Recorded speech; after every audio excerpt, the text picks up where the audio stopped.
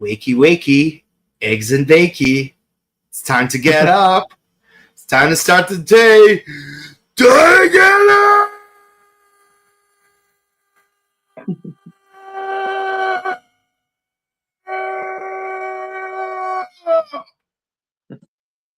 Hello, everyone. Welcome to the premiere episode of the Rider Time podcast's newest season. Can you believe it? 7 seasons.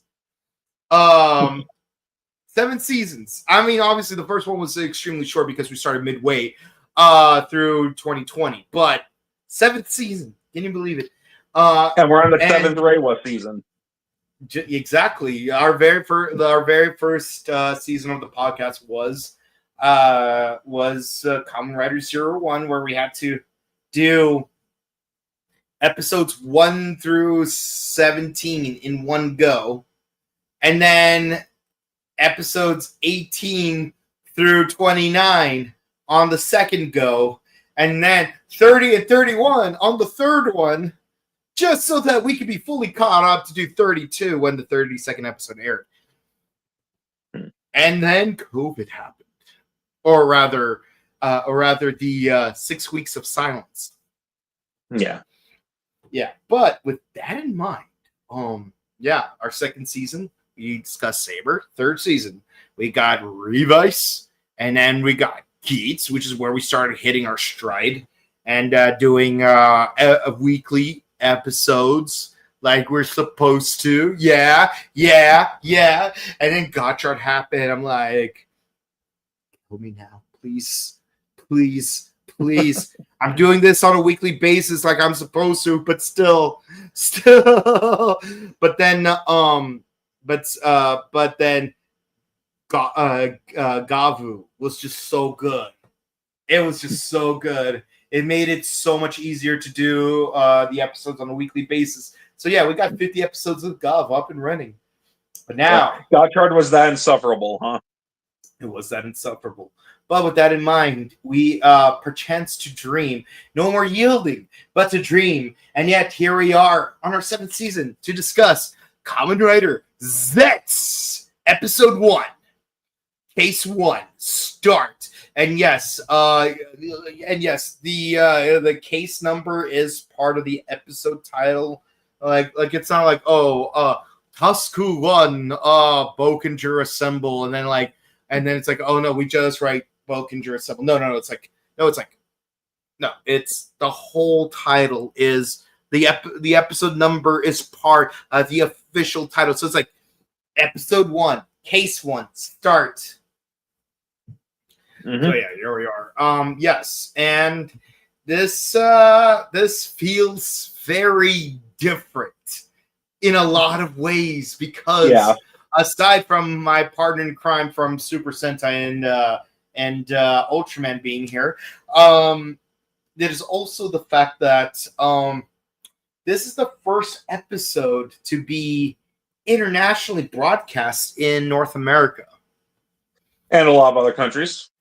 And but I mean, like Korea had a couple of Super Sentai seasons. No, not Super Sentai, not just Super Sentai, but also Kamen Rider. But yeah, the Philippines had an English dub.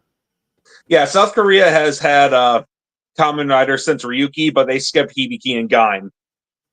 Why did they have to skip Gaim? I feel like they're missing out because they're too Japanese. Yeah, I know. It's too Japanese for their culture, for political reasons, but it's still, I feel like they're missing out by skipping on Gaim. You know, I just remembered that joke from Kim's Convenience. See, Korea used to be spelled with a C because it would be before Japan. But then the Japanese told the English that Korea is spelled with a K, so it comes after Japan in the dictionary. And like my dad just did not get the joke. So I'm like, okay, so imagine if Ukraine was spelled with an E, E-U-K-R-A-I-N-E, but that Russia told England that there is no E in Ukraine, so it's spelled with the U. So U comes after R. Yeah. And my dad still did not get the joke. Darn shame. Darn shame. It was a perfect joke. Like it's very hard to get that perfect setup. But yeah, no, it's the first season to be broadcast officially in the United States. Simulcasted to be exact, because if it's just streaming older seasons that already finished, yes, we have Ichigo, Kuga, Ryuki, 01, and Geets. And if you want to talk about Blu-rays, yes, we also have V3X. Soon we'll get Amazon and Stronger. Already have Black and Black RX. Mm-hmm. But and we have Shinzetto and J from Media Blasters. Yes. Man, we just talked about it yesterday, didn't we? Yeah, but this is the first time where a currently airing season is being broadcasted in America. Like, not 3 hours after its original air date. Mm-hmm.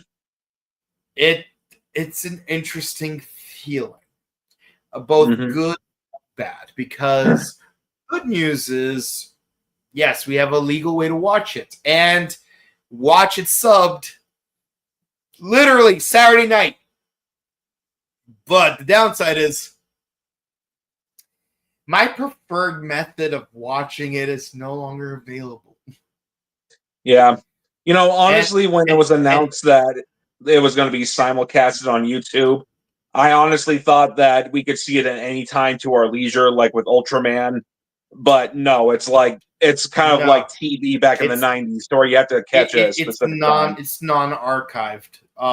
So basically, from Saturday to Tuesday, you could watch it on a loop. Which I did when it aired, 7:30 Pacific Standard Time. Me and a certain individual, we watched it together 3 times in a row. Just watch episode 1, watch it a second time, watch it a third time for good measure. Then we watched the VHS version of the Power Rangers in Space Psycho Ranger Saga, which we did mention in our Go Juju review, but we're saying it here now in case you missed it. Yeah, I'm here for 2 podcasts in a row. Look at that. On the same day, no less. It's like watching Superhero Time 2006. Yeah. Super live stream time starts now. Yeah. At some point, it's like, Morphin Network time. Yeah, you know, we got to do. Yeah, we got to do. Engage. Yeah, you know what we got to do? We got to do a recreation of when that one Superhero Time, to where Tendo and Akashi are back to back transforming.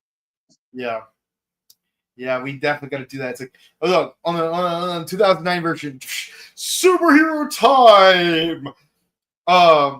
No, sorry. Morphin Network time. Go Juju. Sentai Ring. Engage.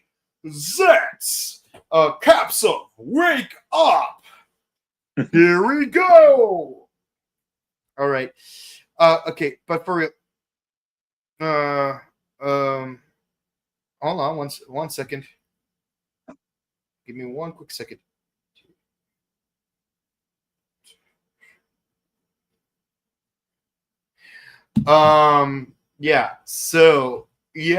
This is a very interesting experience. What was your experience watching this episode?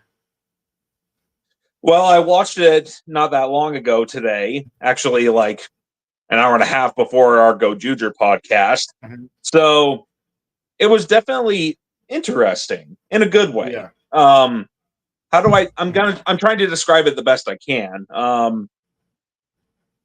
You know, like, it was like a dream sequence at first, and then of course we've all had those times to where we've had a really good dream, and then we wake up when it's about to get really good. Oh, I know exactly what you're talking about because imagine you're at a nightclub, right? And you have like a fancy suit, and the star of the nightclub music performance is right there in that beautiful tight dress, and she calls you out by name, and you like put out that cigarette, and then she approaches you, and she turns your head, and then suddenly starts licking her face.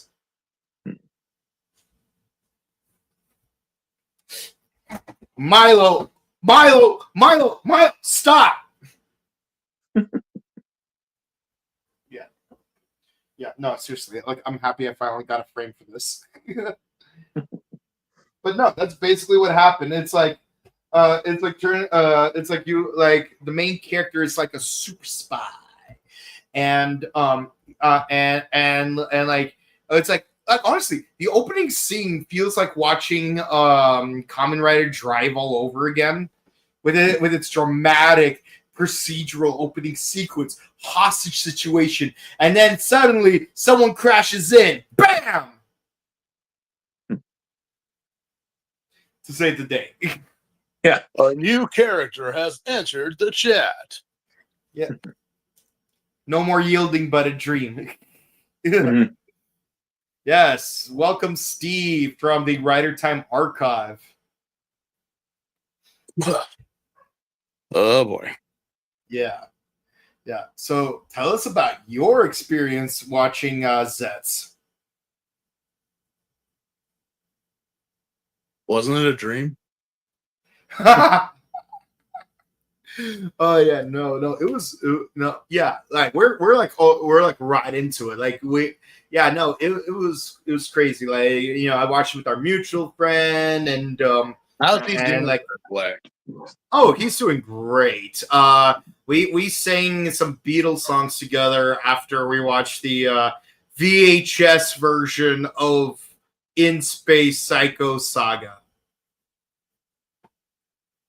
Did you have to explain to him like who the psychos were or what the differences Well, between the he psychos knew that the Neji Ranger existed, because because Mega Rangers is a thing. What I really needed to explain was why is Elgar there?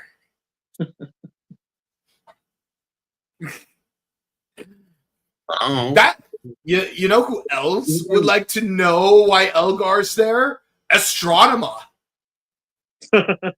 For real, like why? I think my friend who voiced the character, even I asked him why were you there, and he was like, I think I was contractual. They wanted to have some comedy relief in the show. I'm like, Yeah.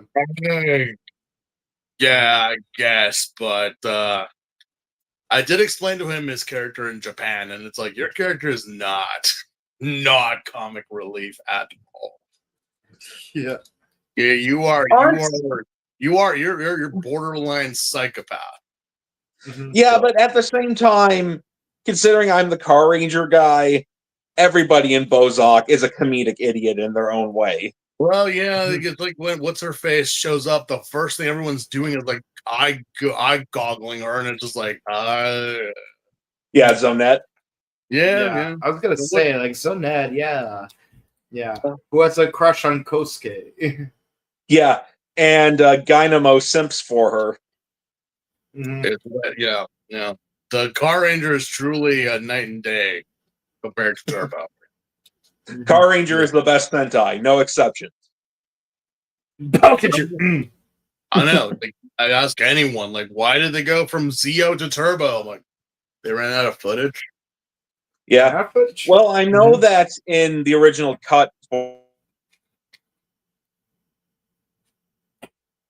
Okay, dude. Hmm?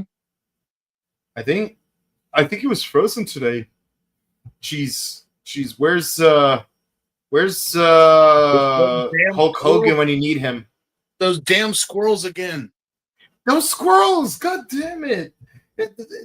They're just so relentless. We destabilize their economy, refocus labor class outrage from upper to middle, foster a coup, and install a compliant regime. Same as Guatemala? Yes, but you can double time it. We need a quorum to pick a new pope in case the Exxon Monsanto thing falls through in Africa. Why not use chemtrails? Put a canopy on Uganda. They're set to agitate any What? That kid is watching us. So, we're squirrels. He's a kid. He's watching us like he hears what we're saying.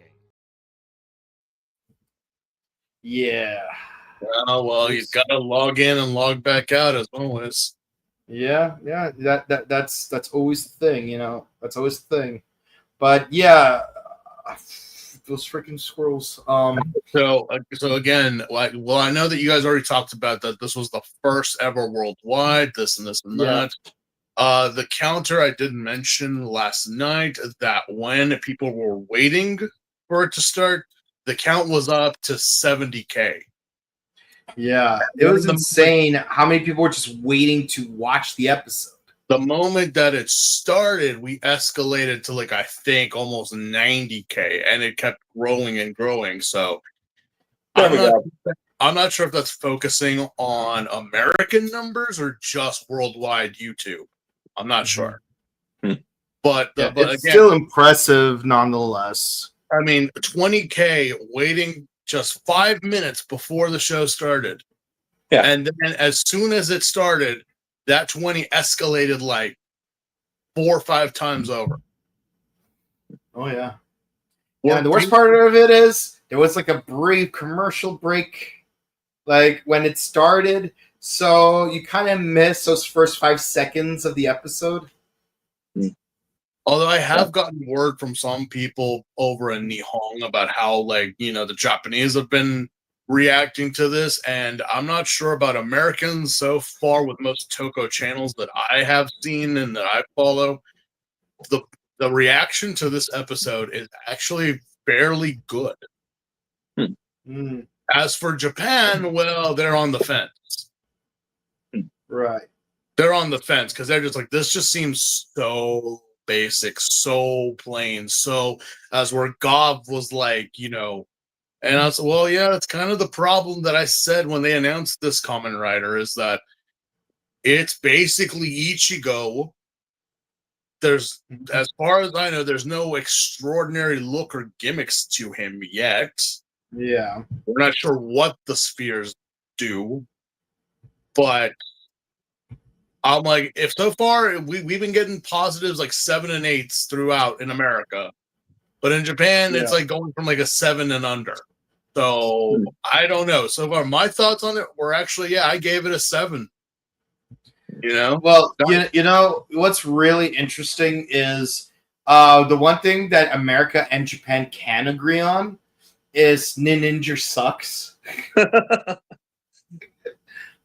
You know, when it comes to Sentais, I'm always just one of those guys that even if the uniform looks cool, something of the mechs have to suck. I thought Q Ranger with this idea was a good idea, but then like finding out that I hate it when none of the mechs uniformly come together, you know? Mm-hmm. And it's just like we have 5, 6, 7 robots. Yeah. And just like, I'm like, oh my god, you guys couldn't even, you know, Q Ranger had that problem, Kyoryuger had that problem, even like Lupin versus Battle, mostly everything after Go Buster has had that problem, where none of them uniformly come together. It's all separate mechs, and like, that's not my thing when it comes down to mecha. I know I've said that I like the final form of Shinkano, but even I was like, that's too much. But still, I'm like, at least they used everything together instead of just no missing pieces. That's my whole thing with mecha in general. I'm like, thank God the Kamen Riders don't really have that. Yeah, like their final form is pretty much everything they've gained and learned throughout their journey. As for here, it's like, Yeah, but real quick, I was trying to say before I got cut off, you know, by connection problems. Apparently, in the Turbo movie, in the original 3-hour cut, it explains better why they switched from Zeo to Turbo. I've read that there's a scene to where Divatox's forces destroy the Zeozords, and Adam actually washes up to shore in a shredded green Zeo suit. Mm-hmm. Johnny did mention something to me about that. He mentioned a lot of stuff, which I even before the photos came out, he had told me a lot about the movie and the process and everything that happened. So I'm like, yeah, I demand to see these cuts. I want to see them too.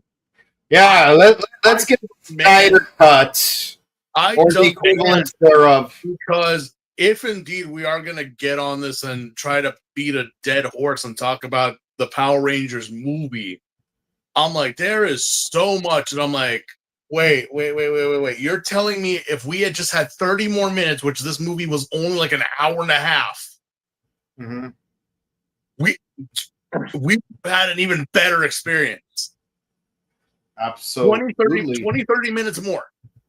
And you couldn't do it, Fox. Mm-mm. Yeah, I really hope that the 3-hour cut isn't lost media forever. I hope that it does get released someday. Because I remember back at my first MorphCon 2012, I met David Winning, who was the director for the Turbo movie, and he said that the 3-hour cut would eventually come out to DVD on the 25th anniversary of the movie. Well, it's past the 25th anniversary. We still don't have the 3-hour cut, so I'm kind of thinking, okay, was the footage even there? Yeah, or did Disney buying Fox have something to do with it? And then buying it back, probably. Yeah, I don't know. I don't know. But I demand to see what it was, because I swear there are so many things that can be said about well, who hasn't already said it? But I haven't said it yet. So anyway, we're here to talk about new Ichigo. New Ichigo. But the guy that looks like Ichigo and Fives fused together. I was gonna say Ichigo and Revy. He looks. I mean, it looks like Ichigo, but if Ichigo was like more edgy than anything else, like this is like Neo Ichigo. It's like, oh, Hideki Anno, you made your own Kamen Rider. That's cute. Now hold my sake.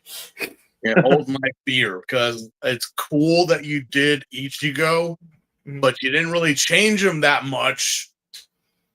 But now let us do our own version of Ichigo, which technically this isn't Ichigo, which I was actually very, very happy that it wasn't. Because that was what some people were saying, oh, we're going to get a retelling of Ichigo for the masses. I'm like, oh, God, no. Yeah, you know what's funny is that this makes me think about those old Flash videos called Plastic Hammer, where like in the first episode, the Major like rolls for initiative, and like, you know, it's like a 6-sided die. It's like, roll a 10. You rolled a 10 on a 6-sided die. Yes, very clever. But then it's like they made like an American version, Plastic Hammer Extreme. It's like I rolled a 1 million. You rolled a 1 million on a 6-sided die, and then he holds a gun to it. It's like, well, since you put it that way, okay.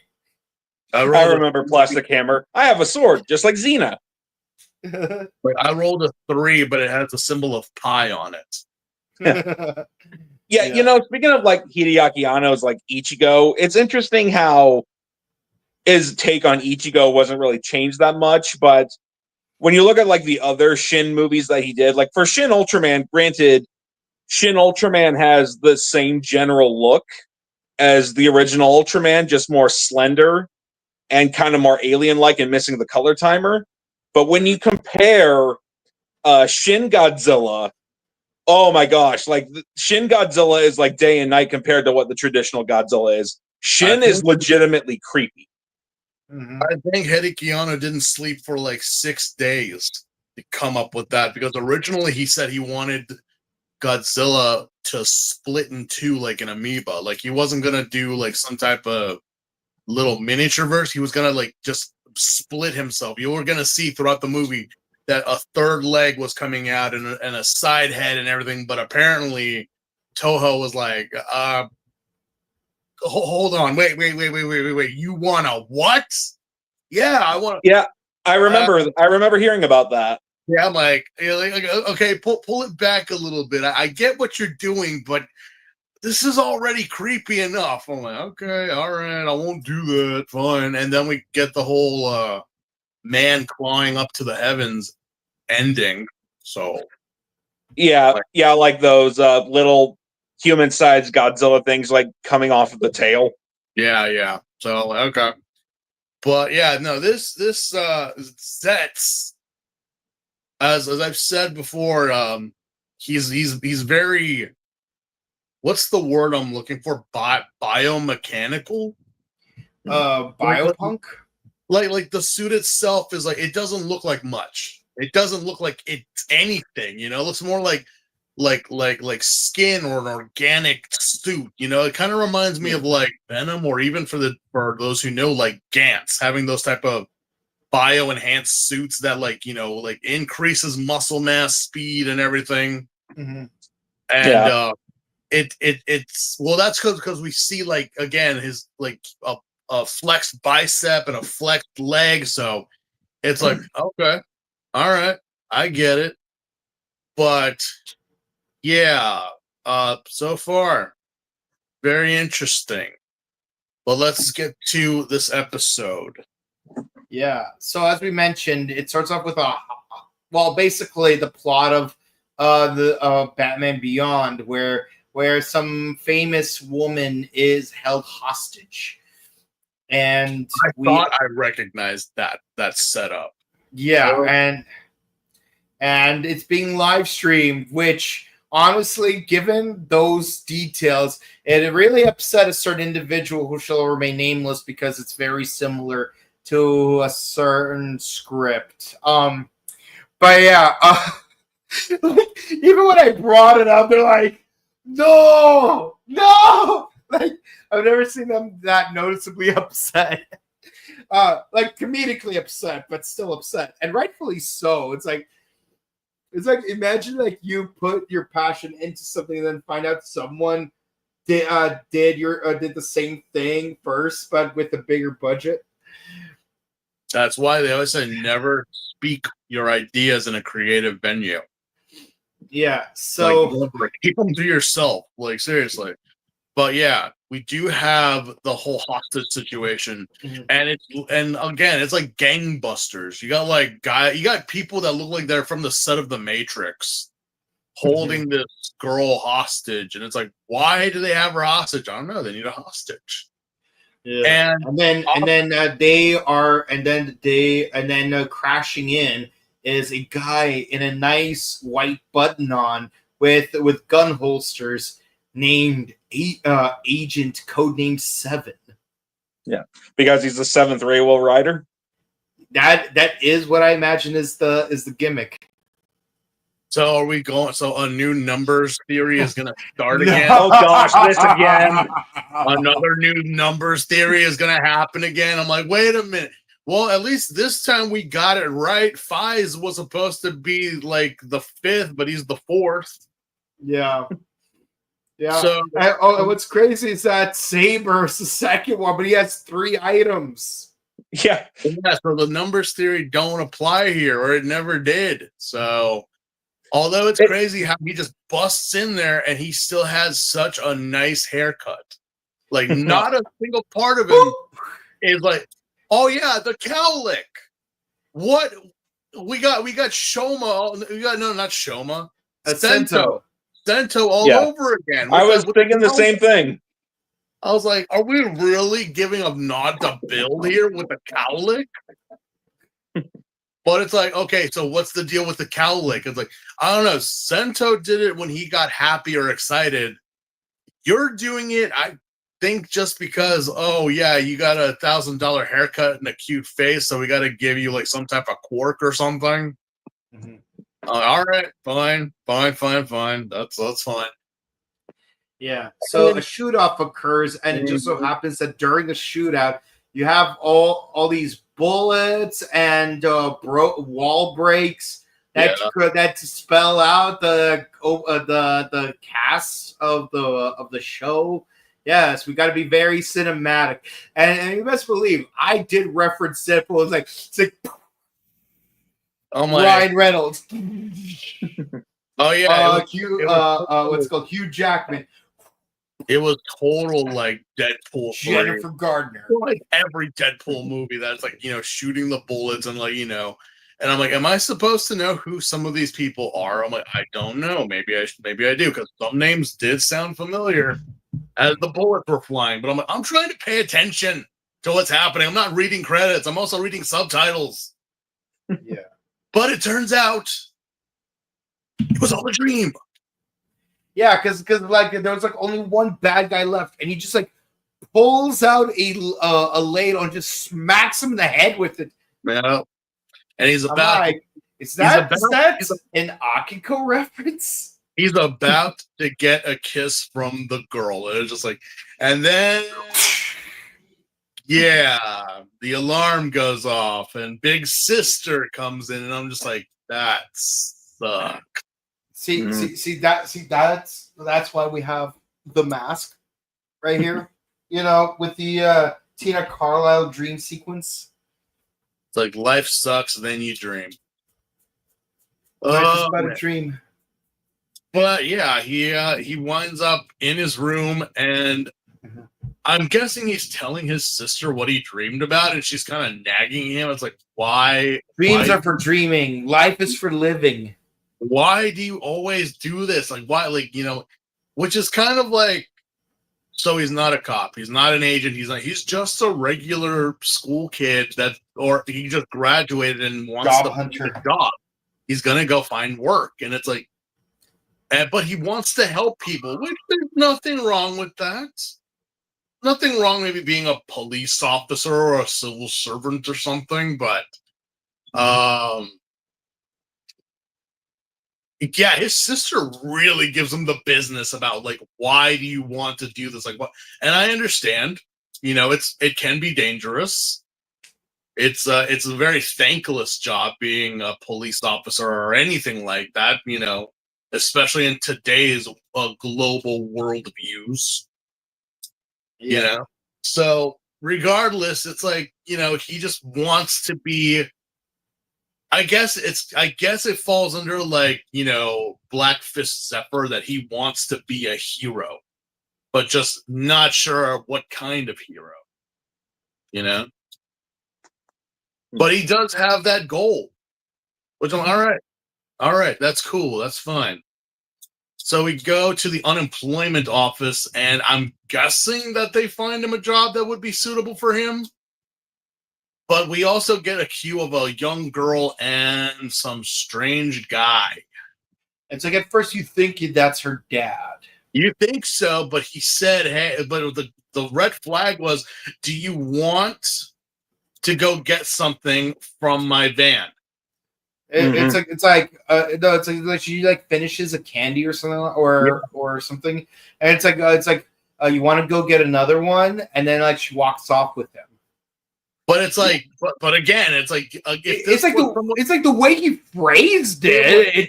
It was like, okay, if this was a family member or a father or something like that, I'm like, okay, yeah, no, we have more in the car. Like, no. Just how he phrased it, it's like, okay, that's wrong. This is creepy. Yeah, this is wrong. This is wrong, and rightfully so.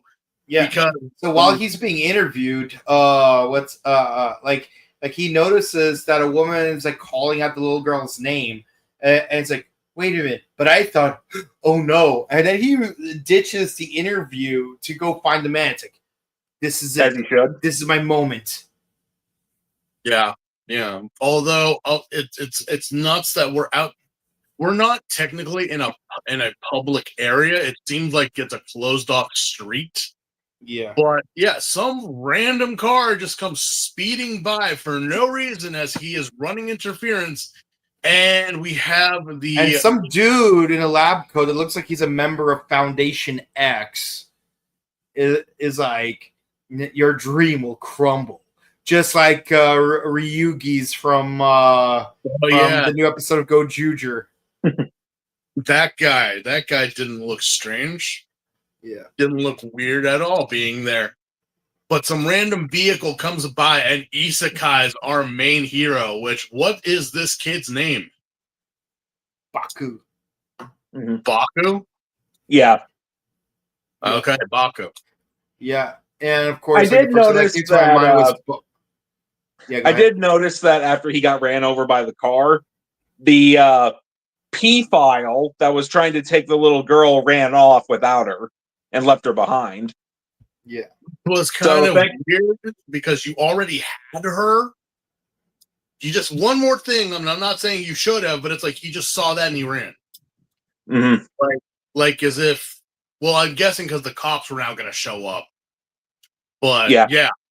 Well, thankfully, nothing happened to the girl. Yeah, no, thankfully nothing happened. But Baku did get hospitalized though. But Baku did. He got full on isekai and not by a truck, by just a standard car. That apparently had no driver in it. Yeah. Oh yeah, it wasn't being driven by anyone. So is it a Decepticon? My wife asked me why I have a gun. And I tell her it's to defend our home from the Decepticons. Of course, she laughed. I laughed. Toaster laughed. Then I shot the toaster. Then we laughed some more. I know that joke. Yeah. But yeah, no. Apparently, yeah, our boy has not gotten isekai to some fairy kingdom. No, he is hospitalized. He got isekai to a hospital. Yeah, he got isekai for real.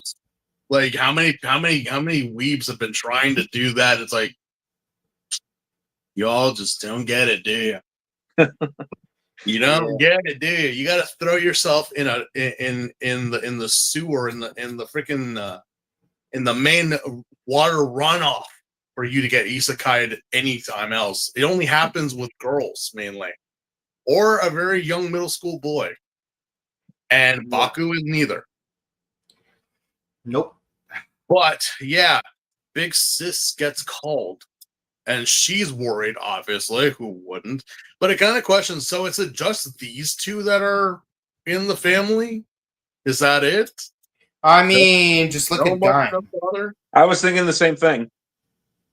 I'm like, but the thing is with Gaim is that we never really got an explanation about what happened with Kota and his sister's parents, or like nothing too in depth. I want to know if like them not having parents is something to do with what is happening, you know, or maybe it has something to do with like our main plot because. Yeah, again, we have another dream. But it's just Baku like running around and technically in the same world where he was. But now we deal with our first kaijin of this series, which I actually. Oh, hell no! I do love this thing's design. I really did like the gun barrel face. Yeah. And you know what? You know how like they're called nightmares in this season? So if there's a specific nightmare going after a specific person, it would make sense that Baku's nightmare would be a gun barrel nightmare because his dream is to be a super spy. And super spies always have that revolver on them. So of course his dream will turn into.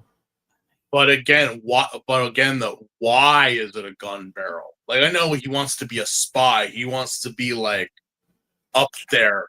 But I'm like, a gun barrel? Like, yeah, because, like, are we having, didn't, are we having, like,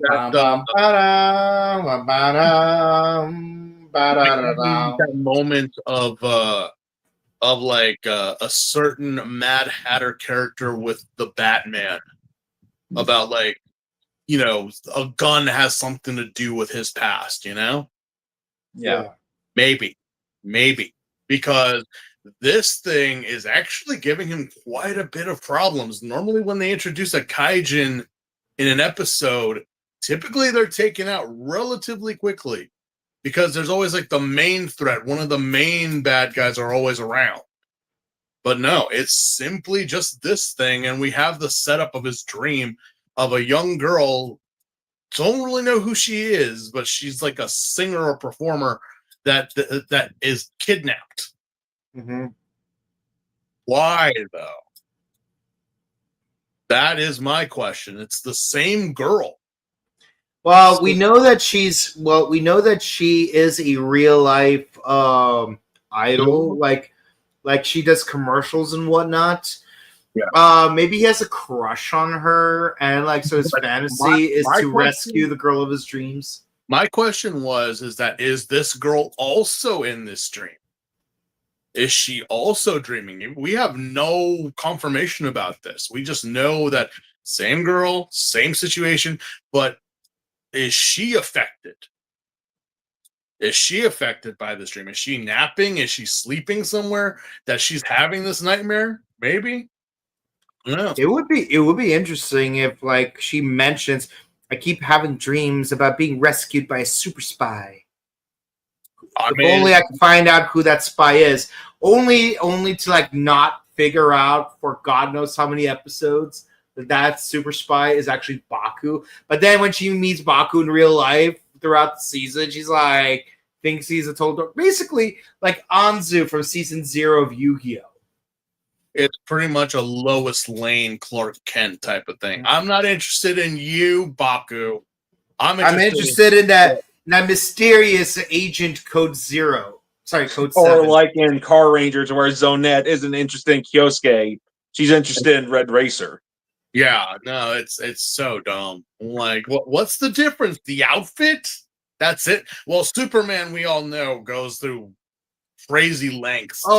Kai from Maji Ranger also had the dynamic. I don't know why his girlfriend was already really into him, but he kept screwing it up. I'm like, young boys, man, seriously. Well, yeah.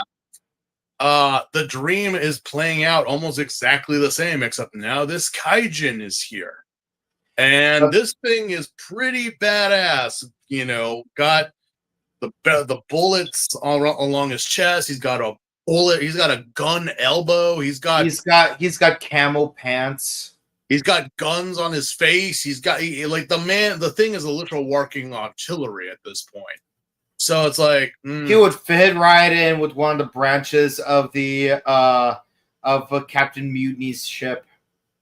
But it is asked. I'm like, okay, so we have the Kaijin with these guys, but apparently the Kaijin takes out a couple of his people for no reason, except for like the one that was backhanded by Baku in the beginning. But Baku tries to run interference, but the monster almost kills him. And he's like, I'm lucid dreaming, so I have control over this. So he turns into Agent Code 7, but then he gets overpowered to the point that even his arm like turns to water. Don't matter, man. I mean, as we all have learned in Nightmare on Elm Street, if your will is not strong enough, then Freddy's, it don't matter. These things control the nightmares. They are the nightmares. Unless you're something else, you're screwed. And we think, is he gonna turn into the Kamen Rider? What's gonna happen? What's going on? It's even so that we also have that whole thing where his body in the hospital is like he flatlines. Yeah, and he even like levitates just like on Nightmare on Elm Street. Yeah, literally. I'm like, someone's been paying attention. But yeah, he levitates, slams down, and then he flatlines. His sister gets worried and scared and then starts calling the nurses to try to resuscitate him. They're doing everything they can, but nothing's working. They're giving him CPR. They're pumping him full of medicine. They're giving him the shock paddles. Nothing. And while he's dreaming, he winds up getting his ass kicked more and more and more, to the point that you said he's starting to turn into water, I guess. Yeah. Some type of liquid that he's dying. He's like, but before he dies, he has another dream. A dream within a dream. Inception. You two both owe me a soda. Anyway, he wakes up in this room, and what we think we see Ichigo's bike. It could be his bike, but that's a very That's his bike. It's very Ichigo looking bike, and I'm like, okay. Oh yeah, And it had the robot mode like Auto Vagine. Yeah. So it's like, well, what happened? I was like, so it turns out Baku is a big fan of spy movies, and his favorite spy is a character called Agent Theta. Like, and I call him Agent Theta because the Greek letter theta is right there. yeah, not many people would catch that. But then again, when you talk about Greek numbers, I mean, Or letters. Not no one knows about them except for two. Phi's. Well, no, Phi's is if you're really. I think if the only ones people know is Alpha and Omega. Yeah. If you know Beta, Gamma, Phi's, and and anything else, I'm like, okay, you're more advanced because unless you're in a sorority. Yeah, it's like and speaking of which, we're actually doing Ultraman Omega on Mondays. Mm-mm. You know what's really funny is that I work with kids, and like there's like this project they have to do where they have to like give like 3 things that describe themselves, and then one of my coworkers at the iLab would do a wood engraving of those characteristics. So one of the kids described themselves as Sigma. So what we did, and like because being Faustian is a B, we just carved the Greek letter sigma. You are some guy. You are some guy. Yeah. Yeah. Be careful what you wish for. Yeah. Basically. Well, yes, we have this whole little dream about a dream within a dream of some mysterious character that we don't know who they are yet. All we know is that they speak English. Yeah. Because all right. This is like Godzilla Final Wars all over again, because if you don't know, there's a character in Final Wars. They have an American actor named what's his name? Don Fry, who I've met at G-Fest a few times. He's the only character who's speaking English. Everybody else is speaking Japanese, and he's a main character, and they all understand each other. It's like he speaks English better than the police officer from Kamen Rider episode 44, but not quite as good as Hiro Mizushima. Oh, speaking of police officers, we did not mention there is some random detective running around talking about dreams and nightmares in this series. We don't know his name yet, but we also get introduced to another lady police officer, an investigator who is on this. And it just so happens that she is none other than Kamen Rider Lobo!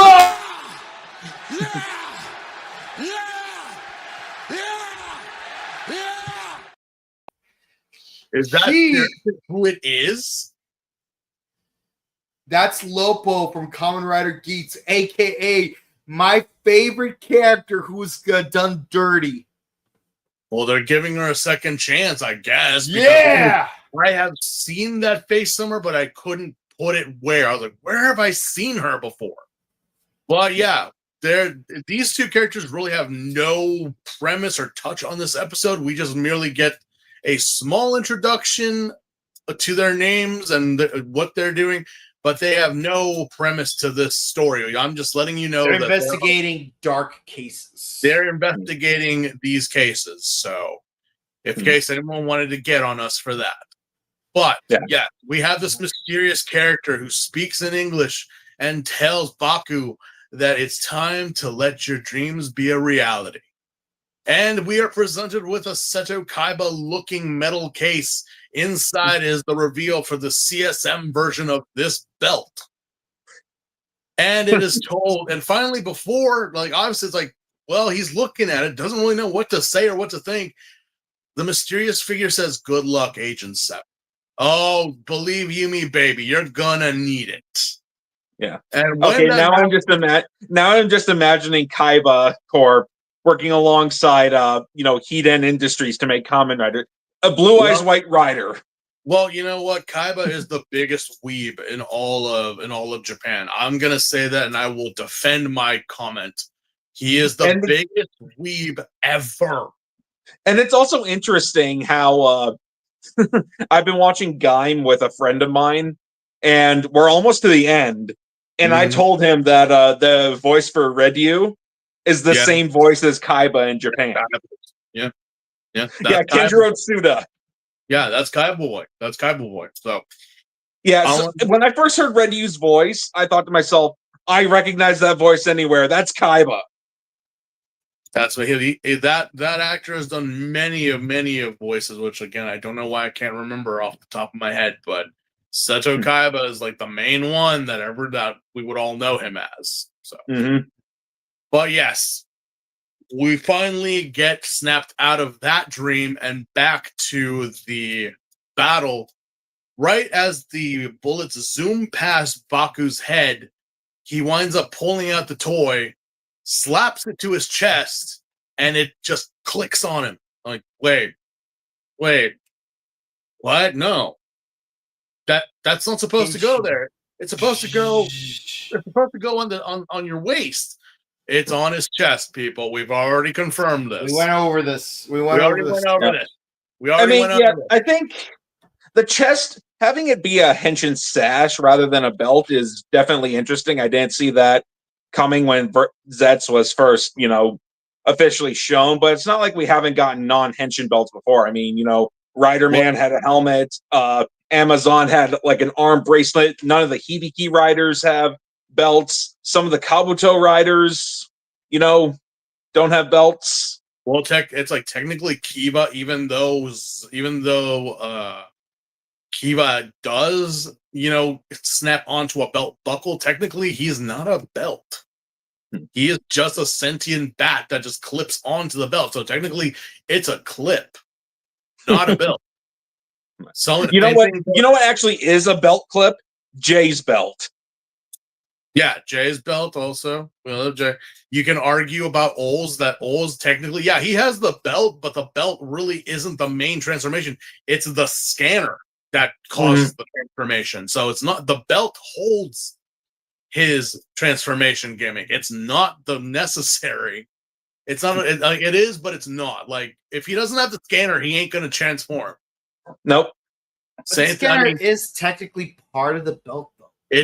I mean, it would be if he put the metals in and it just started that way, Mike. But because he has to remove it and then scan. But it was attached to his belt. It's more of an accessory.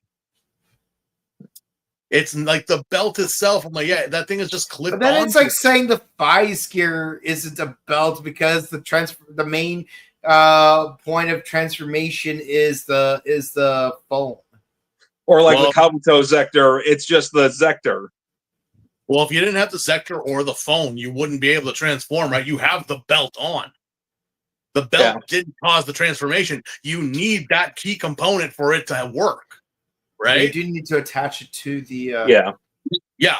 So you need to attach it, but if you lose it or it gets destroyed, then what? You're screwed. You're screwed. All you got is a belt. Yeah, honestly... don't get me wrong, I'm not at all against the henshin sash. I mean, it's still taking me a little while to get used to it. But honestly, I could see it still working as belt functionality. Yeah, it might be more natural to like have your thumb rub against your chest, but you can still easily use it as a belt. Legitimately, I had no idea what the purpose of this thing was, especially like, so what are you gonna do? How are you supposed to access it? Well, we find out that he actually now Baku is speaking English, I guess. Does his little snap and then just thumb flick. Like he carves like a smile across his face. And this was the part that most people were not happy with because they said that this is why they didn't like the Kamen Rider. Why? Because of his contacts and everything. It's like everyone had the argument that he looks too K-pop-ish. I'm like, and that makes Gavu. I know. Well, again, like I said yesterday, the Stomach family. Oh, because they're the villains, of course. But the Kamen Rider shouldn't like the Kamen. Look at every Kamen Rider from Ichigo all the way up to now. Do they all look uniformal to you? Look at the hairstyle. Look at the hair color. Look at all. Every rider is different, and they represent the era on which they were. Even Ankh looks K-pop-ish. I go, well, yeah, but Ankh himself was like, yeah, that's the extreme right there.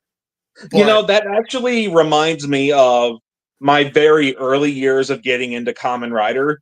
I remember being on YouTube, going on random Kamen Rider YouTube videos. I would see so many comments of people saying that, oh, Showa is better than Heisei, and just being like Showa elitists. That eventually stopped. Look, I'm going to stop you right there. I bet you a lot of those people never even actually watched Showa, or at most only watched Black RX. Yeah. I mean, but it's like, all right, look, you're entitled to your opinion of liking the Showa era better, but you don't need to act like elitists over it. And it's like, these are different times, like the Showa protagonists were, of a different era than like the Heisei protagonists. Eventually that did stop after like 2 years of me seeing that constantly online. Mm-hmm. I don't see it anymore to where people say, oh, Showa is better than Heisei or anything like that. I seriously bet they went and watched Ichigo and then they were like, nope. Yeah. I mean, but Mike, you do make a good point, because I do remember in my very early years of being a fan of Kamen Rider, the only Showa shows that were subbed were Black and Black RX at that time. It's like, and of course, even if you did have access to all the seasons, keep in mind, Crunchyroll did have a dubious history at once upon a time. Back in the day, like they did have several, maybe not all, but several seasons. I know for a fact that all 24 episodes of Amazon were definitely on Crunchyroll. Most, if not all, of the 54 episodes of Skyrider were on Crunchyroll. All of Black and Black RX were on Crunchyroll. But let's be honest, if you're gonna go back to watch the Showa era, most likely you're just gonna watch Black or Black RX, or rather like watch that first because, well, yeah, Saban's Master Rider, that's the one we grew up with, so of course we have to watch that one first. But if you probably did not watch Amazon, but you did watch TJ Omega talk about Amazon in his top 10 Kamen Rider WTF moments, and of course you had to use that scene from Broken Path where Johnny cuts off the arm of that luchador character when comparing him to Amazon's Zeztz. And of course, based off of that clip of Broken Path, plus what little you've seen of Black and Black RX, you're assuming, oh yeah, like the original show era was so goated because it was so darker. But it's like, bro, did you not watch the two of us do all 98 episodes of the original Kamen Rider and X? And let me tell you, I don't know what. I mean, you have your rights to say your favorite one, but yeah, but is it the best? Because I'm gonna be honest with you, you're not gonna pay me now to like voluntarily watch all of Mighty Morphin Power Rangers in one go. Like if I would wanted to marathon all 17 seasons, sure, I'll watch all 155 episodes of Mighty Morphin. But to watch Mighty Morphin just to watch Mighty Morphin, hell no. Not because not because I don't have respect for the originals. But let's be honest, the originals have their issues. And like if given the choice, I'd rather watch Jungle Fury or Ninja Storm or RPM or SPD or Dino Thunder, or heck, I'll even watch Turbo. I feel the exact same way. Honestly, I can watch Mighty Morphin, sit down and enjoy it, but at the same time, just the fact of how overmilked it's gotten for the past 15 years, it's just made me tired of seeing Mighty Morphin. And it's amazing to me how a lot of people just aren't sick and tired of the overexposure and it being shoved down our throat. How can we feel nostalgic about something if we keep having it shoved down our throats? Exactly. So, and you know, that's the same issue I have with like Decker Ranger to a certain extent. It's like, because it's like they do stuff for Decker Ranger like almost every 5 years. Yeah. It's a popular season in Japan. Yes, it is. And I respect that. But the thing is, you know, give Maji Ranger and Bouken a chance, you know? And then I'm not just saying that as a Bouken purist. I'm going out of my way. I'm saying give Maji Ranger a chance too. Yeah, Maji Ranger's a popular season in Japan too. Yeah. Yeah. But yeah, we where was I? We cut to them being outside of the hospital. Well, yeah, no, but the transformation does happen. It does happen, and this had to have been possibly the most like punkish, most metalist like transformation so far, because he goes completely black. And what looks like fire, flames are just protruding from his body. It's more like red smoke. Yeah, it's like it's kind of like if death, if actually what you would think a nightmare would be presents itself, because we see this rider, and again, he's not heavily armored. He's not. The suit itself looks very organic because it just seems seamless. Mm-hmm. It's not bulky. There's no armor. There's just shoes and a helmet. Yeah, you know, I think the material used for the suit was the same material used in Go Juju for their undersuits. Wouldn't surprise me. It wouldn't. Yeah, because like you see that mesh texturing. Look, even in this background that we're using right now, you could see the meshing right there. It seems like it doesn't seem like a lot, but just like in the story of Gantz, the suits don't look like anything until you realize that, okay, motherfucker's attacking me. He winds up like flexing his legs and giving him a kick, and they wind up outside. Like this thing was knocked all the way outside. Mm-hmm. And now we have the battle outside. We got guns getting shot everywhere. He's dodging them left and right. He's not even breaking a sweat until finally he does, which a lot of people are debating whether it's 3 7s or 3 Z's. But first, Ghost Rider reference. Yes, that's right. There was a Ghost Rider reference. Yeah, the chains. The chains. My big flaming chains. I was like, is that going to be part of his costume now? Because, again, the monster shot the chains at him. He wraps him around, but it's like, you know, the monster's like, I got you. And it's like, no, you don't.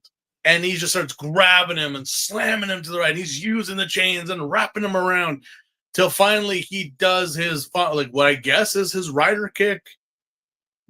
And kick. 7 7 7 or Z Z Z. And then finally a rider kick goes through him, destroys him. We see 3 7s and then turns into 3 Z's. He burns and then explodes into purple flame, leaving a butterfly to fly away. I think they have the butterfly thing in there because if I'm recalling this correctly, wasn't there like a Chinese philosopher or something who had a dream that he was a butterfly? There is one, yes, but there's also, I believe, in either Shintoism or Taoism about hell butterflies. Yeah, what's it called? Remember, hell butterflies were a thing in Bleach. because the butterflies tend to be like if they're white, they're dreams, but if they're black or purple, they're malicious thoughts or nightmares. So I'm not sure. That's what I can recall, because with most media dealing with the realms of hell, especially in Asian cultures, if you see a black butterfly, that's not good. That's not good at all. So what is the meaning of the butterflies in this show? Because when one thing I will say though, the fact that the main character's name is Baku, I'm scared a tapir might show up. Because his name is Baku. Because his name is Baku, yes. Yeah, because of the yokai, the Baku. Yeah. Yeah, I'm not a fan of tapirs. Again, a Baku is either good or bad, depending. You know, they do eat dreams and they prefer good dreams over nightmares. But if a Baku does consume more nightmares than dreams, well, then you got a problem. But we're not sure. We don't know, because afterwards he finally gets to be with his lady love, and he wakes up in the hospital before he finally gets to say goodbye to her. Man, do you guys have this shit timed or something? I'm about to get some, and you guys wake me up. Don't you hate it when that happens? Jesus Christ! Again, it sucks. But yeah, Big Sis is there, and she was worried about him, but luckily things are better now. He's fine. You know, we start like, you know, we start like, you know, you worried me so much. This is like, I'm fine. But no, seriously, what happened to me? Well, you got ran over. It's like, but I feel great though. No joke. The doctors have no idea why, but he's fine. Like everything is good. Yeah. I guess he healed himself. Oh, the whole thing was a dream. But again, it's like, you know, we start cueing the end credits and everything like that. We see this mysterious doctor again walking the hallways. No one's noticing him, but he keeps saying the nightmares are coming. Who is this mysterious doctor? We don't know. Although we do also see the police officer and the investigator, and she kind of just is like, "You're crazy. I'm out of here." He's like, "No, you really don't want to leave. This is going to be something big." But she kind of like, "Fine, I'll stick around and play your little game." No, seriously, darling, stick around because we're just getting started. And of course, Baku winds up opening his hospital gown to realize that the CSMSN belt is attached to his chest. Yep. Mm-hmm. So was it a dream, or did he pull that with him when he woke up? Yeah, or maybe it was both. Because like Elm Street, you can pull things out of dreams. Because again, remember, he flatlined, but then he put the belt on, and then the belt kind of kick-started his heart again. So is this belt, is that what's keeping him alive? Is it his onk?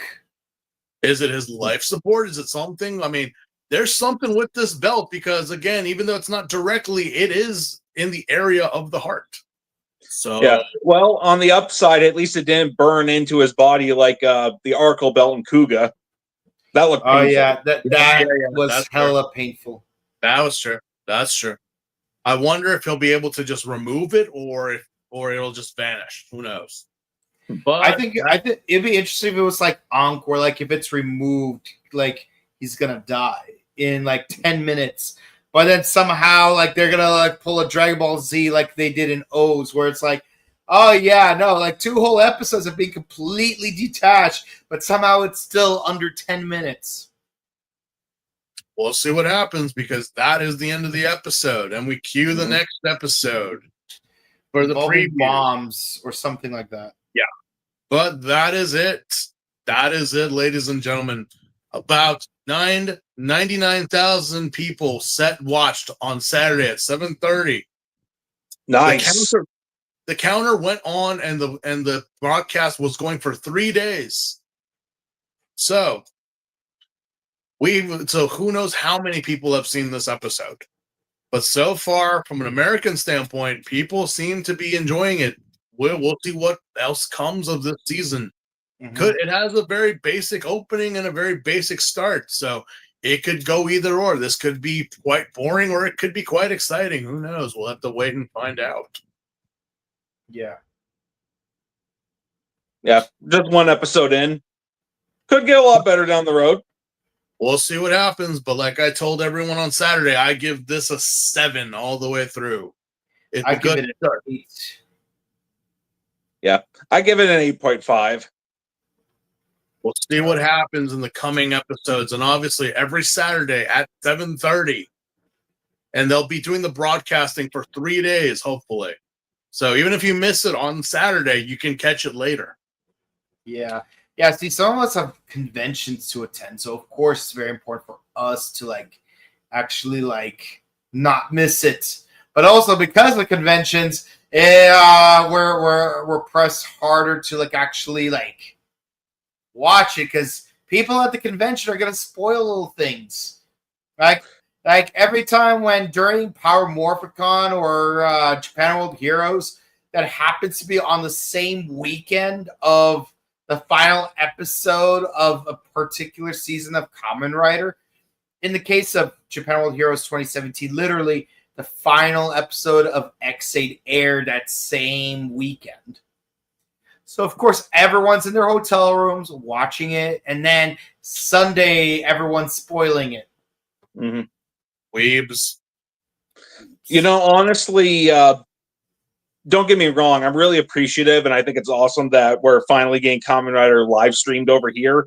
But they really, like a lot of things, Toei should have taken the notes from Subaraya and just let it upload it up to YouTube, let it be archived, and let people watch it anytime they want, like Ultraman. Yeah. I imagine it's part of the deal. I think that's the only contract they could make with between Toei and Tokusatsu, where it's we're gonna let our currently running season run, but the thing is you can't archive it because we still have to make money off of it somehow. Yeah. But think of it this way, if it works out, we're gonna get a Blu-ray release of it after the season's over. Yeah, I was wondering that same thing. Yeah. And then who knows, maybe Toei will start archiving, baby steps. Mm-hmm. I would imagine, look, Toei is not stupid. They're not dumb in terms of, because again, as has been pointed out, Ultraman has been simulcast, and then we have it to go. We even have 2 versions. We have the Japanese and we have a dubbed version of it. So what the hell? They know. Yeah, they know that Kamen Rider. It's weird how they know. Yeah, it's crazy that again, Ultraman has been around in the States for since the 70s and whatnot, the same time or the 80s. So, but the Kamen Rider has had quite a jaded history here in the States. Not really a lot. And they weren't sure, but they know because I'm pretty sure that stores in Japan, online sellers in Japan see an influx of their products going overseas to the States. Mm-hmm.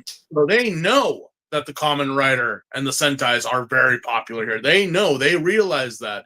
Plus, conventions are reported on in tokusatsu magazines. Mm-hmm. Japan World Heroes, Power Morphicon. There are articles about them in Japanese magazines. Look at what's happening. At G-Fest, we've had Toho representatives, check out the convention. Yeah. Look at what's happening in the Los Angeles Comic-Con in a month or two. We have not only Gokai Red and Pink coming back, but also Green. For the first time, Gokai Green, Dawn is gonna be there. Seriously, you don't think that Toei doesn't realize the popularity? There would be no reason for these actors to be coming here all the time if they didn't know that the popularity of the shows. And don't get me started on the cast of Jew Ranger as well as Furuhara-san. Yeah, and not only that, like, it's interesting to me how, you know, Subaraya, which is their competition in the tokusatsu market, is doing a better job of distributing their shows than what Toei is. Think about it. They did yeah, I know it's a different company, so different business practices, but with Subaraya and Mill Creek, we have now almost literally the entire Ultraman library on Blu-ray and DVD in the United States. Yeah. And we're going to get more, and they've been putting up the newest episodes of recent Ultraman up for free on their YouTube channel, and they'll eventually get a Blu-ray release. And this year at G-Fest, they've had official, like, Subaraya, official, what's the word I'm looking for? Officials. Um, Officials and executives. Executives, officials, representatives. That's what it is. They had them at a panel and they were announcing more Ultraman stuff. And they even had people, suit actors in like actual Ultraman suits at the convention. I did see that thing with Ultraman and Gyrus. Gyrus. So I was like, wow, you guys actually brought Gyrus. That's saying something. That happened at this year's G-Fest. Yeah, that's saying something. But again, I even got to see the Ultraman Omega suit in person. Like Toei is I don't know.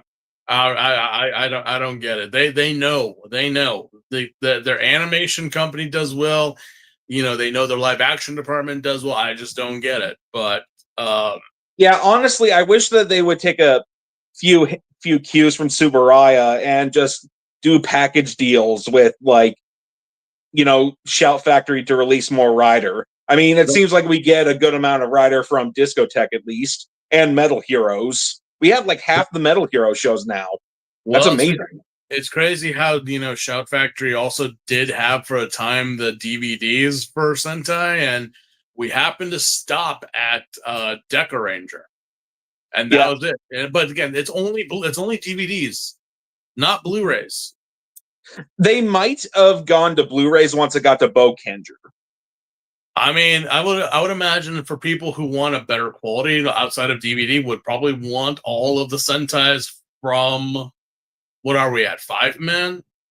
Yeah. Like from 5-man through Deca Ranger.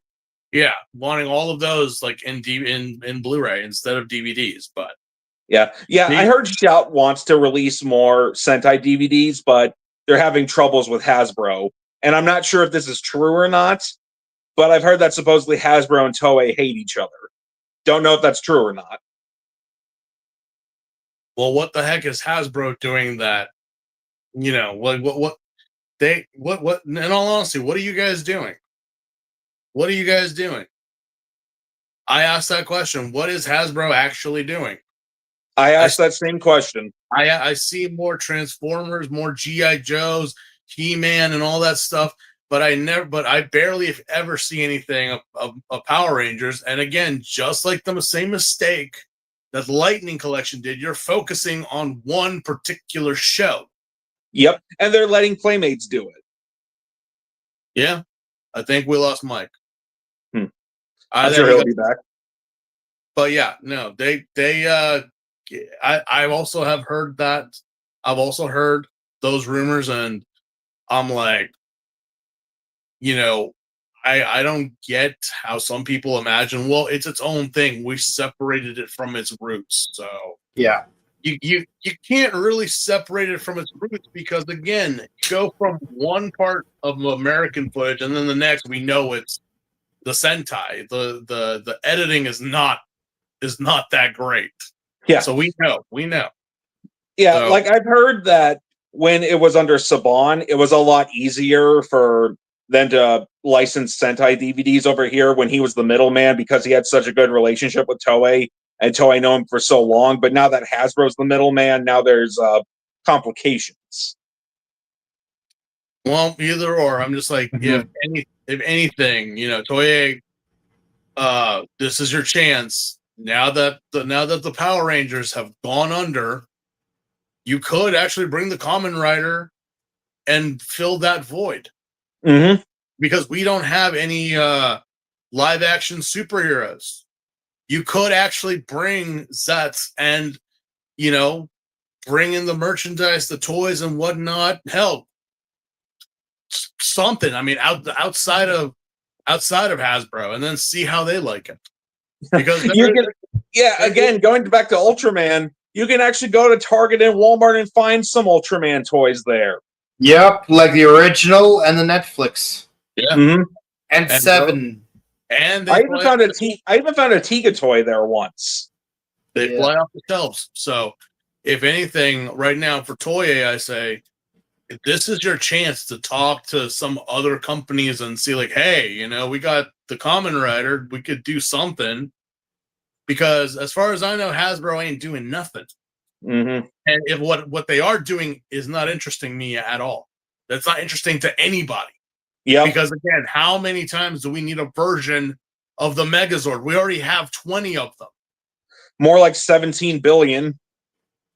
But again, if you collect the Megazord over and over again, I'm like, all right, fine, that's cool. Great. I personally, if I were to pick a Megazord to be brought to the States or re-released, it would either be the Ninjetti, the Shogun Zord, color accurate, or even of the full line of In Space. That'd be great. The Mega Voyager and the Delta Voyager, because we need those to be re-released. Yeah. Well, the thing is that Hasbro, they did legitimately do a pretty good job at first, but that was because, Brian Goldner was still alive and he actually cared about this series. So, Beast Morphers felt like a step up from the Neo Saban season. We got a bunch of representatives in the Lightning Collection and whatnot. And then he unfortunately passed away, and now Chris Cox is in charge of Hasbro, and it's obvious he doesn't care about Power Rangers. Yeah, that'll be his fault. Mm-hmm. Yeah, Toei, get on it, man. You got an opening. There's an opening here. We're interested. We're hooked. We think your first episode is actually pretty good here at the Morphin Network. So let's see what you do. Yeah. Mm-hmm. What we got? Any comments? Got anything else? Does anyone's got? Oh yeah. Jake and Steve, best episode ever. What? Nothing for Mike. I'm just kidding. I'm always here. I've been doing this solo for a year now, but yeah, it's nice to have company for once. There we go. Forget the MMPR movie. Now I want you guys to review the Turbo movie. Well, when we get to a certain point, I will gladly be a part of that because I love that movie. All right, yeah, and I have my copy autographed by JDF and JYB. Lucky. If Geats was My Hero Academia meets Squid Game, God Chart's Pokemon meets Full Metal Alchemist, Gov is Willy Wonka meets Soylent Green, then Zeztz is 007 meets Nightmare on Elm Street. He ain't wrong. No. Well, I'm trying to figure out, like, okay, so is the whole like Agent 7 gonna be a thing, or was that just like, are all the dreams gonna be different? Like one time he might be a spy, he might be a superhero, he might be something, we don't know. He might be a construction worker.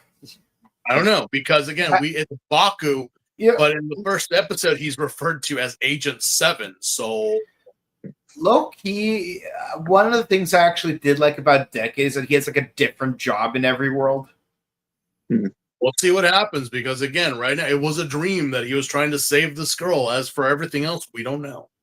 And speaking of Decade, if he turned into Zeztz, would he still have the Zeztz driver on his chest, or would the Decade driver be on his chest? I think he would still have the Decade driver around his waist, but he won't have the Zeztz driver on his chest. Or maybe he'll have both. 2 belts. 2 henshin devices. Oh, geez.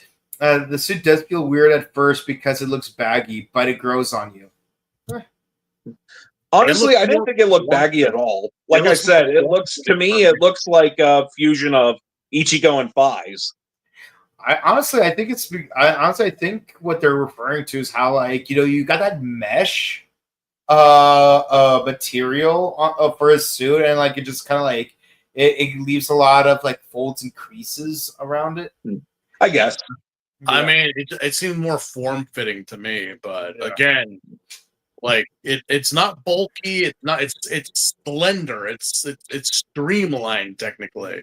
It looks almost like it's. What's really weird is that like when it's silhouetted, and you only see the LED parts, like it does look bulkier.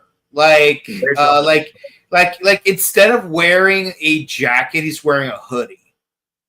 Like the best way I could describe it is like instead of like wearing a jacket over your body, you're wearing a hoodie over your body.